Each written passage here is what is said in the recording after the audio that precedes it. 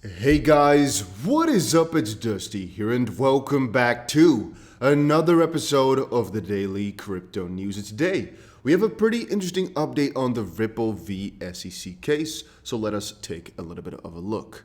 Ripple has filed its surreply regarding the SEC's motion to strike the fair notice affirmative defense.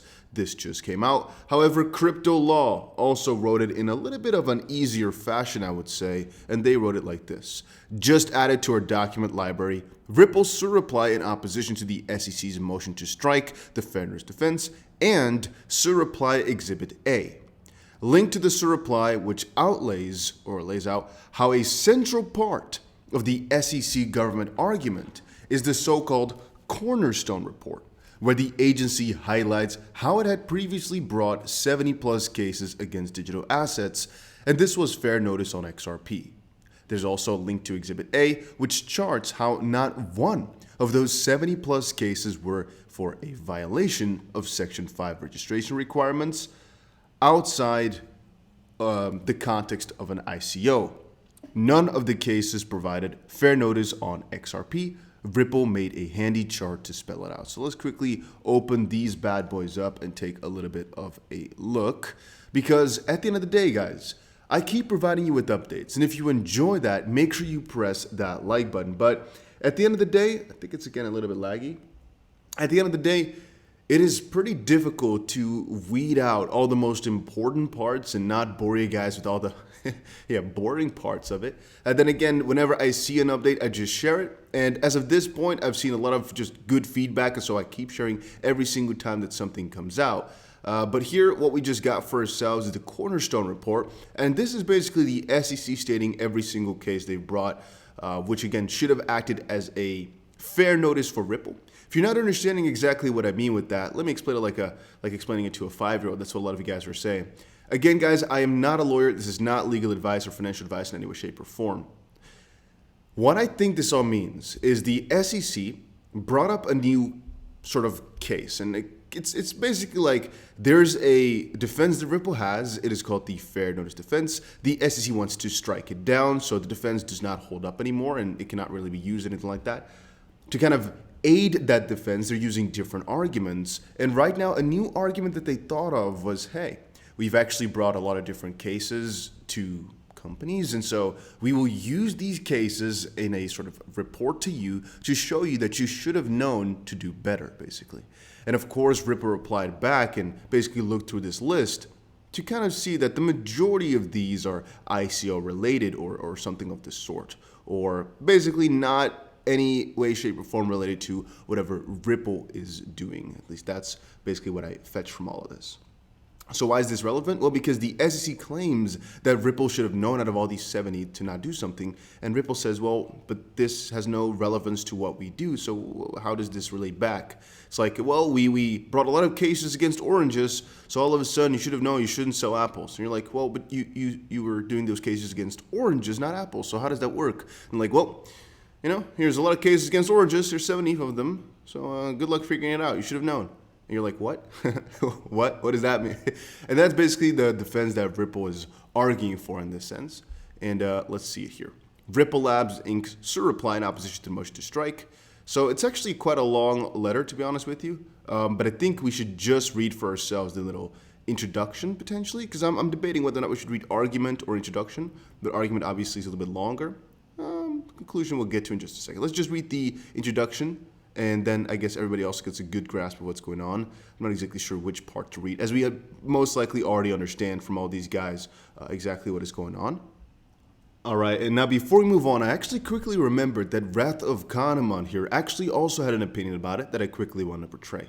Not a lawyer, Ripple's surreply regarding their fair notice defense seems strong.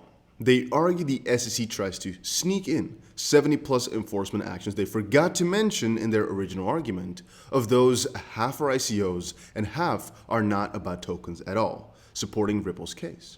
Because at the end of the day, if this is what they're mentioning, half ICOs and half not tokens at all, it can actually support Ripple's case in that it's the first of many, and so Ripple really could not have known. So you can actually see from a certain perspective that it might even be a counter argument. And I've thought about reading it all the way through here, and I don't think it's actually worth it because we do get exactly what Ripple is replying here, and we also, again, properly understand exactly what the SEC is saying. I thought this line was rather interesting though. Ripple respectfully submits this reply to oppose the SEC's inappropriate request for judicial notice and to address the SEC's misleading characterization of its prior enforcement actions. Quote, courts have broad discretion to consider arguments in a reply, particularly when new arguments are put forth in a reply brief, end quote. Again, I don't know all the full details of when you can actually put new arguments in some sort of reply like this, because as we've read in the Ripple v. SEC cases before, very often it is not actually allowed. It also said here the SEC asked the court to take judicial notice of a private firm's analysis in an effort to smuggle in more than 70 cases, which again, they did after the fact, the vast majority of which the SEC never cited in its opening brief, and all of that is in support of an inappropriately premature request for this court to conclude as a factual matter that market participants had fair notice that XRP would be considered a security, even if the court were to consider this improper factual proffer, and it should not. The enforcement actions cited in the report do not actually support the SEC's argument in the first place. So, I mean, that's a pretty big oof if you were to ask me. But again, guys, that was just a quick little update on the matter here. I think it is relevant. I think it is very interesting. There were a couple other things I'd like to share here, but I'm going to keep it short so we just get this update, and then later today I'll give you guys more updates on more things that are interesting. If you guys enjoyed the video, make sure you press the like button, and if you want more of these short, quick little videos.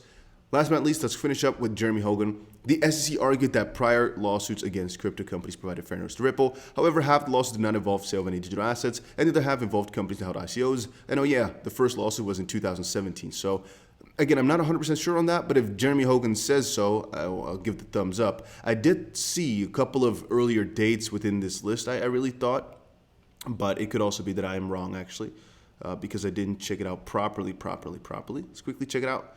Yeah, so I did see a couple of cases here of 2013 and 14, so I'm not exactly sure how that's supposed to work, but hey, Jeremy Hogan is the lawyer, so we're going to take his word for it.